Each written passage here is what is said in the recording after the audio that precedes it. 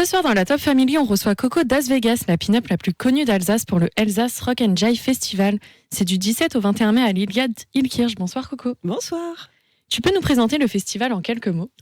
Alors c'est un festival rock and roll, rockabilly, axé sur les années 50, le rétro, avec un univers pin-up, un car show aussi, des voitures anciennes, une élection de pin-up, des concerts aussi, du burlesque bien évidemment, et c'est un événement familial. Et il y aura donc 5 jours de festivités, il va s'y passer quoi ? Eh bien, durant ces 5 jours, il va y avoir un petit peu pour tous les goûts. Donc il y a des stands aussi pour acheter si jamais on a envie de se donner un petit look rock and roll années 50, bien sûr pour hommes et pour femmes.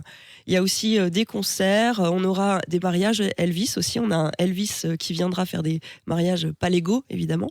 On aura un petit coin aussi pour les enfants pour qu'ils puissent jouer, et puis évidemment des petites animations, beaucoup de concerts, on a 3 à 4 concerts par jour et un show burlesque par soir les vendredis et samedis. T'as donc des animations pour enfants, ce sera quoi ? En fait, on va mettre des petits jeux à leur disposition, style un petit peu fête foraine, tu sais, ou plutôt les kermesses de quand on était petit, des Mikado géants, des choses comme ça, juste un petit coin pour eux pour qu'ils puissent un petit peu aussi trouver leur plaisir, sous surveillance des parents évidemment, mais voilà, c'est juste pour un petit peu les amuser et qu'ils puissent aussi eux aussi trouver leur compte. Il y a aussi un vintage market, on y trouvera quoi ? Alors ce sont des habits pour hommes, pour femmes, mais aussi de la décoration, on a aussi des tatoueurs qui seront là.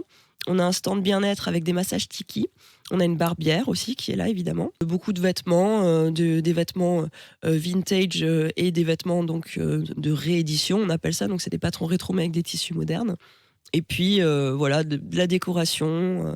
On aura aussi une photographe qui sera là pour prendre des photos et mettre en situation. Un défilé et une élection pin-up, qui y participe ? Alors les défilés, ce sont la team des Roses Joe qui vont défiler pour les stands, tout simplement pour montrer aux gens comment porter les tenues et leur donner peut-être des idées aussi.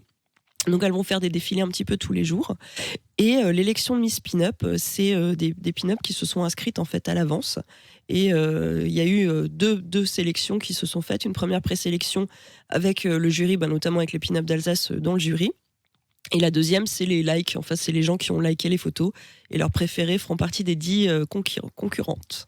Tu disais aussi qu'il y aura des food trucks sur place, c'est ça ? Oui, bien sûr, très important en Alsace, la nourriture et les breuvages. Alors évidemment, il y aura une buvette et des food trucks. Vous accueillez des artistes internationaux et nationaux, c'est une nouveauté ? Non, tous les ans, on a eu des artistes internationaux qui sont venus.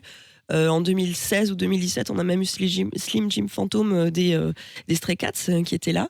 On a eu plein de têtes d'affiche en fait qui sont rockabilly. Après, ce sont des noms qui peut-être ne parlent pas aux tout venants. Il faut être un petit peu pointu dans le domaine, mais c'est une musique en fait qui s'écoute assez aisément. J'ai envie de dire que ça n'agresse pas les oreilles. C'est pas comme si on entendait, par exemple, si on est complètement fermé au rap ou alors au hard rock ou des choses comme ça. C'est une musique qui s'écoute assez facilement. Donc même si on n'est pas pointu et si on n'aime pas particulièrement ce genre de musique, en musique de fond, ça fonctionne. Qu'est-ce qui change par rapport aux autres éditions ? Qu'est-ce qui change ? Déjà le lieu. D'habitude, on le faisait à Schiltigheim. Là, ça va être à Illkirch, donc à l'Iliade. On a un intérieur et un extérieur, alors que d'habitude, ça ne se faisait qu'en extérieur. Et à un moment donné, la météo alsacienne faisant, nous avons décidé que ce serait plus logique d'avoir en fait un intérieur aussi. Donc, on a cherché en fait un lieu qui pouvait être à la fois intérieur et extérieur. Et l'Iliade était particulièrement parfait pour ce genre d'événement. On rappelle, du coup, ça se passera où et quand ? À l'Iliade, Illkirch, 67 400, du mercredi 17 mai au dimanche 21 mai inclus. Et niveau tarif ? Alors, la première soirée, donc le mercredi soir, ça ouvre à 18h. Et il y a un concert. Et après, il y a un DJ que je fais venir de Hollande spécialement pour les danseurs aussi. Parce qu'on a une grosse communauté de danseurs qui aiment danser le rock, le lindy hop et toutes ces danses. Et ça ferme à 1h du matin. Et c'est 2€ l'entrée. Après, c'est gratuit tous les jours entre 11h et 13h pour venir ne serait-ce que manger au food truck et puis passer un petit moment si on travaille ou quoi. De 15h à 17h, 13h à 17h, c'est 2€ et à partir de 17h, c'est 10€. Voilà, on a voulu faire des tarifs exprès très abordables pour que tout le monde puisse venir découvrir notre passion et notre univers. Puis le dimanche, c'est entièrement gratuit. Et c'est sur réservation ou sur place directement ? Non, sur place. On a plein de places, on peut accueillir beaucoup de monde. On vous trouve comment, toi et l'événement, sur les réseaux sociaux ? Et bien sur Facebook, nous avons une page Facebook Elsace Rock and Jive. On a aussi sur le site internet des Pin-Up d'Alsace un onglet Alsace Rock and Jive. Sur Instagram, nous avons un Instagram Alsace Rock and Jive et nous avons même un TikTok Alsace Rock and Jive. Incroyable, nous sommes trop modernes. Coco, tu es aussi l'organisatrice du festival, mais aussi cofondatrice des Pin-Up d'Alsace. Quelques mots sur Pin-Up? Alors les Pin-Up d'Alsace ont été créés maintenant, on va fêter nos 12 ans, on a fêté nos 11 ans l'année dernière. Enfin, nos 10 ans plus 1 parce qu'on n'avait pas pu fêter les 10 ans à cause du Covid. Et donc, du coup, c'est une team qui n'a pas bougé depuis. Ce sont les mêmes artistes qui sont à l'intérieur depuis maintenant 8-9 ans pratiquement. Voilà, donc on est 4 copines, des kumpels, quoi. Et puis, on danse, on fait nos shows.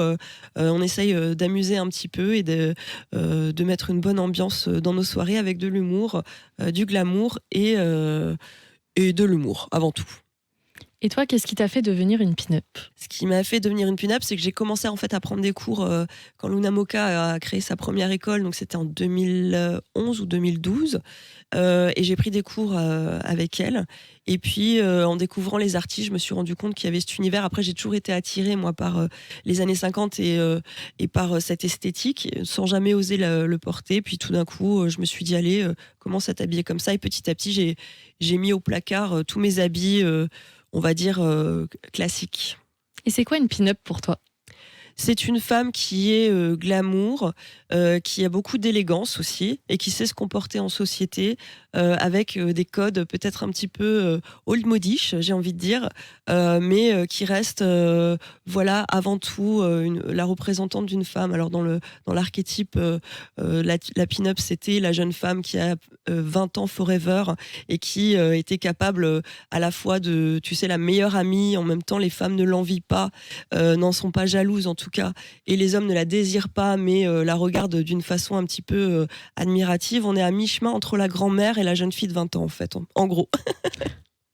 Merci beaucoup Coco et très bonne soirée. Merci à toi, bonne soirée.